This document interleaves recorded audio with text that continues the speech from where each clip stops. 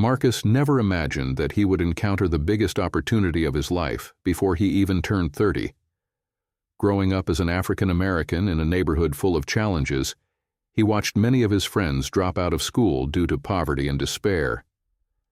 Yet Marcus held on to a piece of advice his mother often repeated: "Believe in your own strength, son. Never forget who you are." It was this belief that kept him going. He had taken courses in nursing and caregiving, gaining solid experience in assisting the elderly, the sick, or individuals with disabilities. Known for his gentle heart, Marcus often said his greatest dream was to one day open his own care center. But with limited financial means, that dream felt far away. Still, his patient and compassionate nature helped him stand out wherever he went. In the care home where he worked, many residents felt comforted by his genuine warmth and kindness. He had a smile and a caring word for each of them. This trait opened an unexpected door.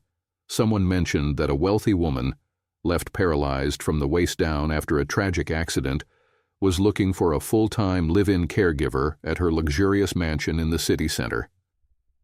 Many were intimidated by the job's demands and responsibilities. But Marcus thought, maybe this is my turning point. If he could prove himself, he might advance in his career and improve his finances. Early one morning, Marcus knocked on the imposing gate of what looked like a grand palace. Tall pillars soared into the sky, and the gardens and landscaping dazzled the eye. Inside, he was greeted by a gleaming foyer and an impeccably uniformed servant who asked him to wait on the second floor for an interview. There he saw two other candidates sitting on a worn bench. They seemed anxious, and Marcus, focusing on his own goal, repeated in his mind, "I really need to get this job." When his turn came, he cautiously opened a large wooden door to a spacious office with high ceilings. Bookshelves lined the walls, and a lavish desk sat in the center. Behind it stood a middle-aged woman wearing glasses, eyeing him carefully. She introduced herself as the house manager and began listing the requirements. You'll live on site, only one day off per week. You must strictly follow the medication schedules, meals, and physical therapy routine. Above all, you need tremendous patience. Our employer has been through difficult times. When she said "our employer," her fingers drummed on the desk, and a fleeting concern crossed her face. Marcus deduced that the employer was the bedridden, paralyzed patient. Before ending the interview, the house manager added, "I hear you're good at what you do. I hope your patience and skill are enough, because this place isn't as simple as it looks." Marcus, steady and confident, replied, "I'm here to do my best. It makes me proud to ease people's suffering, no matter how small my part may be." He was hired immediately.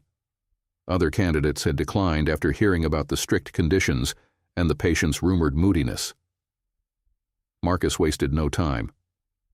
That same evening, he packed his bags and moved into the mansion. His assigned room had a small window and a simple bed, but he didn't mind. What mattered was caring for the paralyzed woman.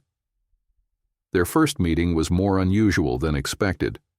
Lying half upright on a bed was a relatively young woman named Rebecca, with a wheelchair beside her and various medical supplies laid out in the corner of the room. When Marcus entered, she barely lifted her head and said nothing. She seemed not only physically paralyzed, but spiritually and emotionally shut off, too. Marcus greeted her gently, stating his name. Rebecca avoided eye contact, staring blankly out the window toward the distant flower beds. Marcus spoke softly. "I'm Marcus. I'm here to help you in any way I can. We'll make a schedule that suits you." Rebecca's response was so faint it was almost inaudible. "Okay." During those early days, Marcus was tested in both patience and compassion. Though he had worked with other patients before, Rebecca was different.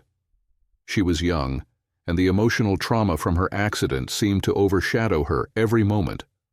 Often, when Marcus spoke to her, she pretended not to hear. Other times, She'd refuse the meals he brought without taking a single bite. Some staff members in the house had all but given up on her. Marcus could feel the heaviness and hopelessness that filled the air. Still, he refused to be discouraged. One morning, he brought the wheelchair closer to Rebecca's bed and asked gently, "It's nice outside. Would you like some fresh air?" Rebecca appeared ready to ignore him, but after a moment she slowly nodded. This was the first positive sign Marcus had seen in that house. During their half hour in the garden, Rebecca was outside for the first time in quite a while. Marcus pointed out the colorful flowers, sharing memories of doing the same with his mother as a child. His voice was calm and genuine, and though Rebecca remained mostly quiet, her subtle expressions indicated she was listening. A gentle breeze carried the fragrance of the flowers, and for an instant, Rebecca's guarded eyes softened. Marcus felt a spark of hope. Maybe she wouldn't fully recover physically, but at least she could reconnect with life. For him, caregiving wasn't just about physical treatment. It was also about reaching someone's heart.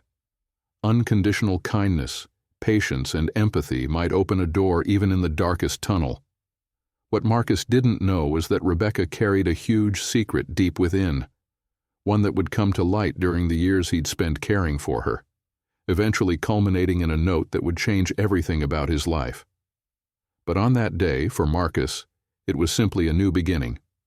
As soon as Marcus started working full-time, he realized caring for Rebecca would test him both professionally and personally. Some of the mansion staff treated him as nothing more than a subordinate, handing out orders in a harsh tone. The middle-aged house manager, Mrs. Holt, was especially rigid. Every morning she double-checked medication times and meal plans, blaming Marcus for any oversight. Sometimes he caught undertones of racism in her remarks. Yet he reminded himself, "I have a purpose in being here. I have to stay strong." Over time, he spent more and more hours by Rebecca's side.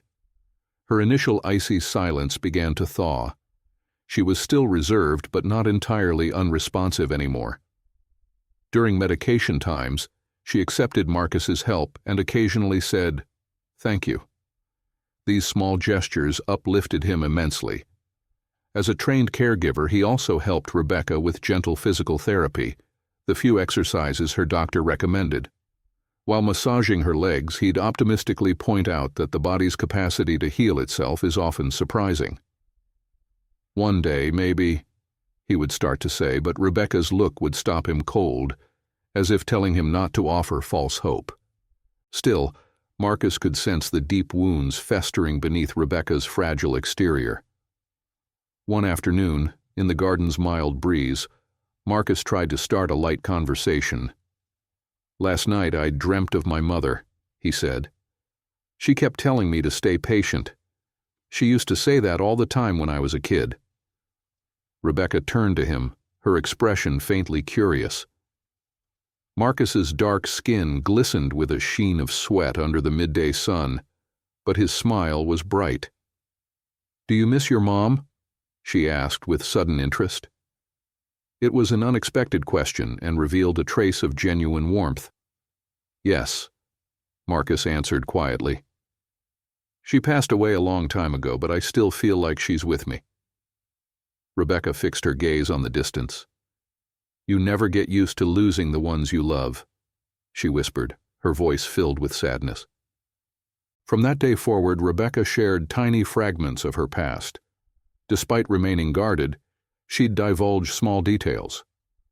One day, Marcus helped wheel her back into her room and noticed pictures from her childhood.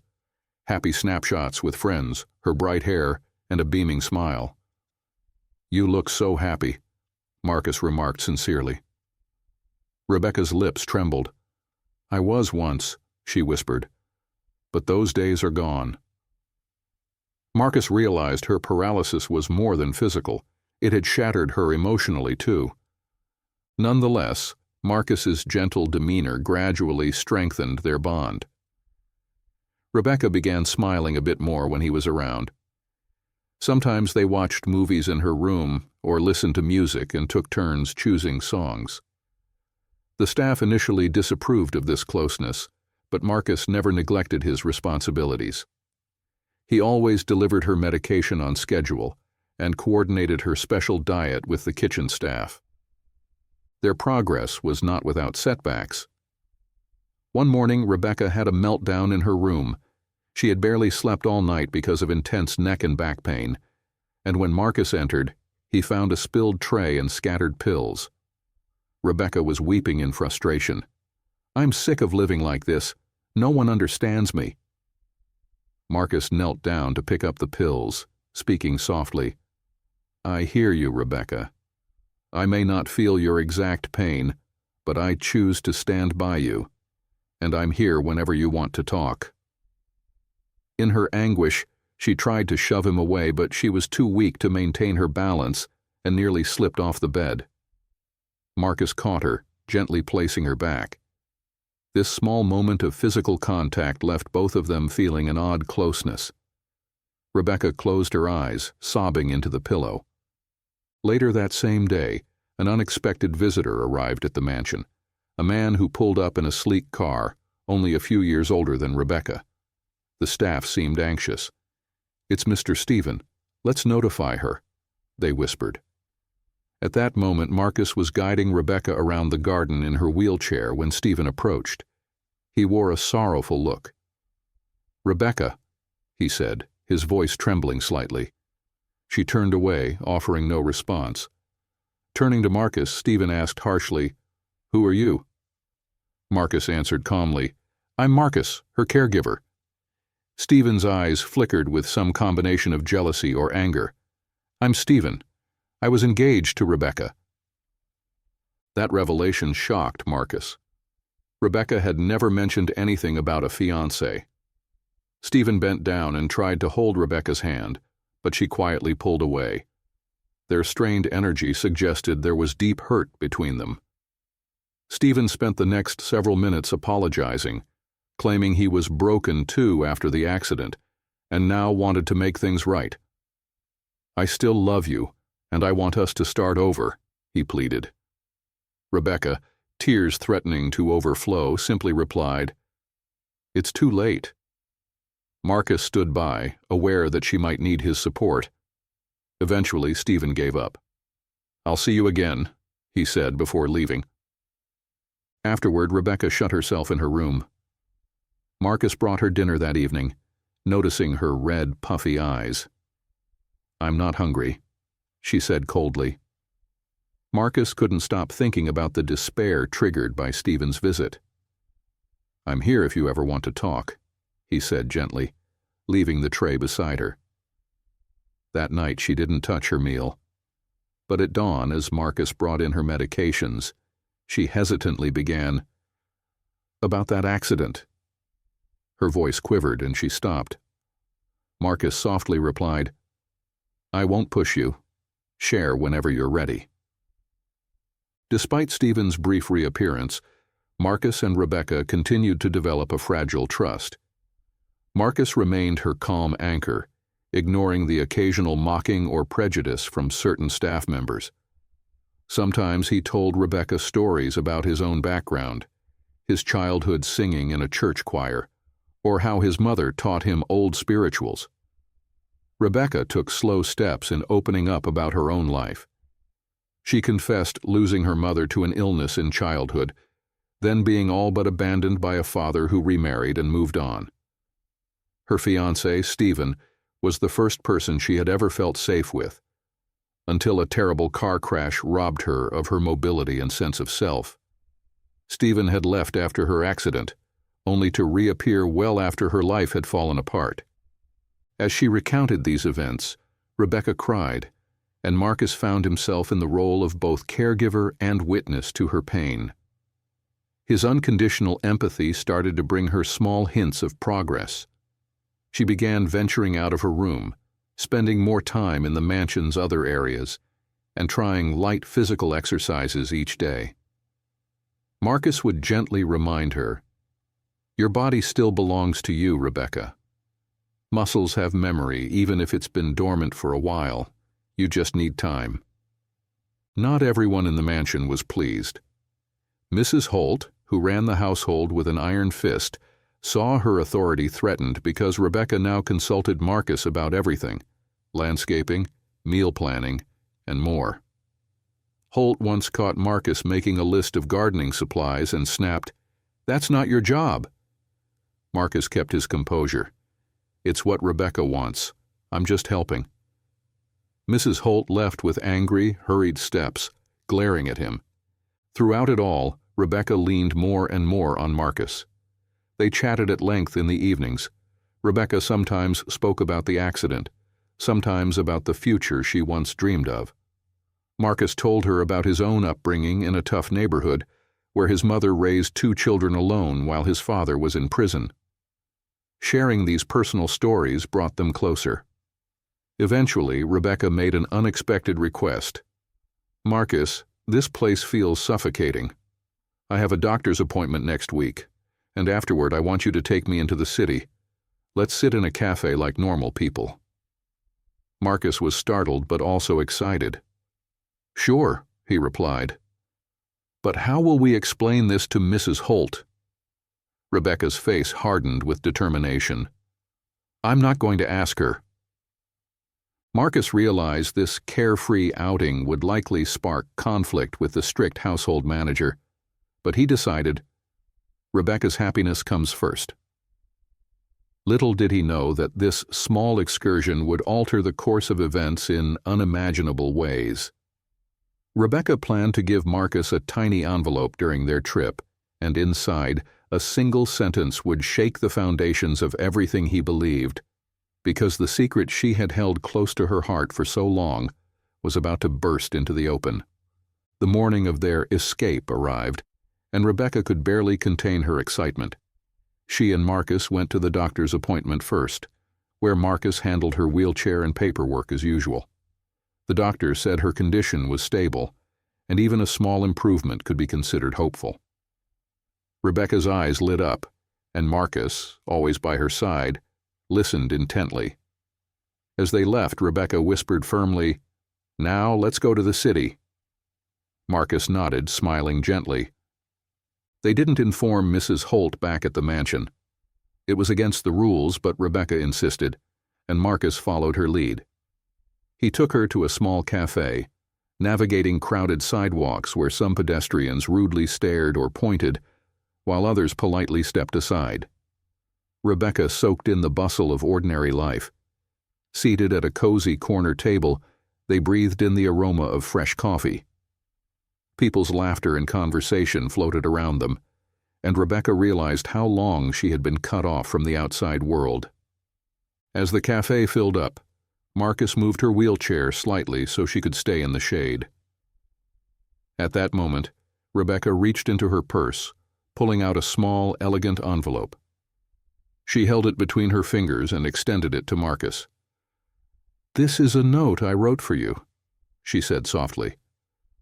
Marcus, surprised, asked, "Should I read it now?" She avoided his gaze. "If you'd like. Maybe it's better if you read it here."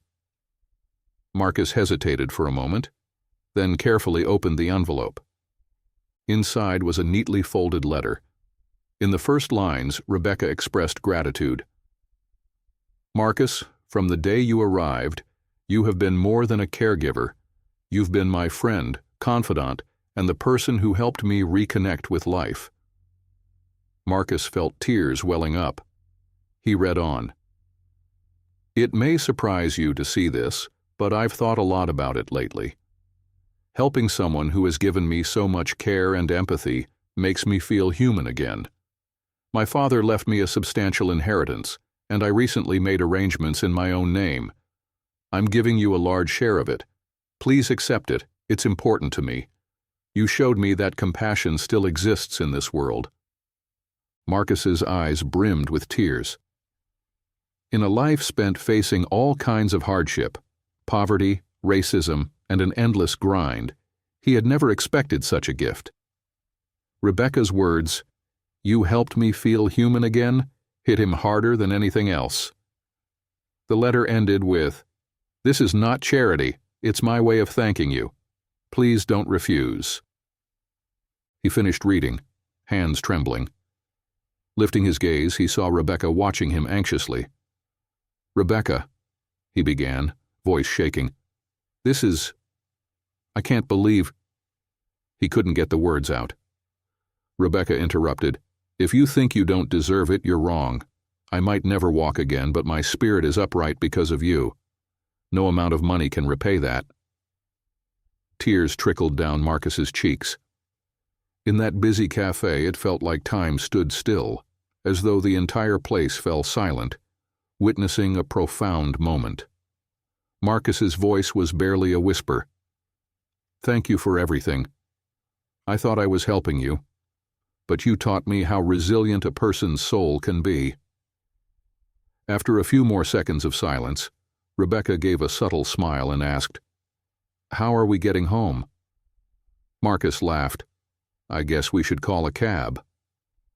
Both of them knew that upon returning, they'd face a storm of questions from the mansion staff, Mrs. Holt's anger, and potentially another visit from Stephen. But Rebecca was stronger now, with more resolve than ever. Marcus, for his part, was overwhelmed by her generosity, knowing that this gift carried life-changing responsibilities. True to form, chaos awaited them at the mansion. Mrs. Holt erupted in fury, demanding, "Where have you been?" But Rebecca surprised everyone with her unwavering response. "You have no say in my life. I'll do as I please." Holt was stunned. She turned her anger on Marcus. "Who do you think you are, taking her out without my permission?" Marcus remained calm. Just then, Rebecca's voice cut through the tension. "Marcus is more than a caregiver. From now on, we'll make decisions about this house together." This declaration ignited a fiery glare in Mrs. Holt's eyes. But Rebecca stood firm, and Holt realized she had to back down. That night Marcus sat in his room, rereading the letter, tears slipping down his cheeks. He felt a wave of relief and confusion. Why me? He wondered. Then he recalled his mother's voice from years ago. Kindness never goes unrewarded, son. It'll find its way back to you one day. This was precisely that moment.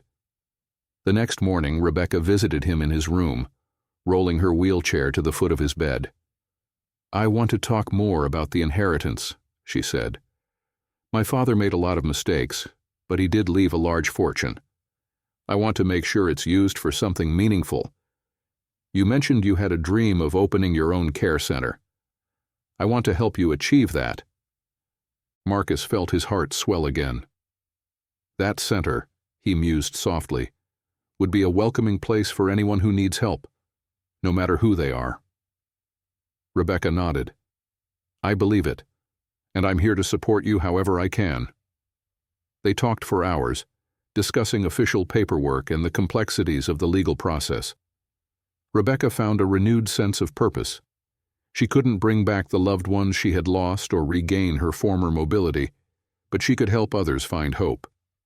Over the following weeks, the atmosphere in the mansion began to change. Rebecca grew more invested in her physical therapy and showed noticeable progress in her upper body exercises. Marcus remained her caregiver and friend. Stephen never returned. Mrs. Holt grudgingly adapted to the new household order, realizing Rebecca's authority was stronger than ever. Other staff members also started respecting Marcus, accepting that he was Rebecca's trusted ally. Months later, Rebecca signed the legal documents transferring a significant portion of her inheritance to Marcus, who finally took the first step toward founding his own care center. His goal was clear: a place full of love and free from prejudice, open to all vulnerable people who needed shelter. Rebecca, still in her wheelchair, attended the center's opening ceremony with a smile of gratitude on her face. During the speech, Marcus said, "I used to think I was only a caregiver, but I've become a learner as well. I've grown alongside all of you." Applause filled the room, a testament to a single letter of thanks that changed 2 lives. Once again, it became clear that love, patience, and empathy can open unexpected doors, creating new beginnings, even when all seemed lost.